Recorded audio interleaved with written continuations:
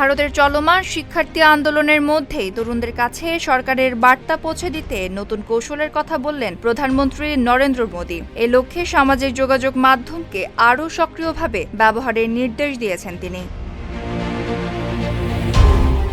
মন্ত্রীদের সঙ্গে বৈঠকে মোদী বলেন, তরুণরা যেহেতু ইনস্টাগ্রামে রয়েছেন, তাই মন্ত্রীদেরও রিলস ও ভিডিওর মাধ্যমে সেখানে সক্রিয় হয়ে সরকারের অবস্থান ও বার্তা তুলে ধরতে হবে। তিনি জানতে চান, মন্ত্রীদের মধ্যে কারা ইনস্টাগ্রামে বেশি সক্রিয়। পাশাপাশি প্রত্যেক মন্ত্রী তরুণদের সঙ্গে সংযোগ তৈরি করতে হবে এমন কন্টেন্ট তৈরির পরামর্শ দেন। এদিন মোদী নিজেও ইনস্টাগ্রামের প্রশ্নপত্র ফাঁস ঠেকাতে সরকারের করণীয় নিয়ে একটি দীর্ঘ তালিকা প্রকাশ করেন। এদিকে দিল্লির যন্তর মন্তরে চলমান আন্দোলনের সংগঠন ককরোচ জনতা পার্টি শিক্ষামন্ত্রী ধর্মেন্দ্র প্রধানের পদত্যাগ, ভর্তি পরীক্ষায় ক্ষতিগ্রস্ত প্রত্যেককে 1 কোটি রুপি ক্ষতিপূরণ এবং বিক্ষোভকারীদের বিরুদ্ধে কোনো আইনি ব্যবস্থা না নেওয়ার দাবি পুনর্ব্যক্ত করেছে। Desk report, Dhaka post.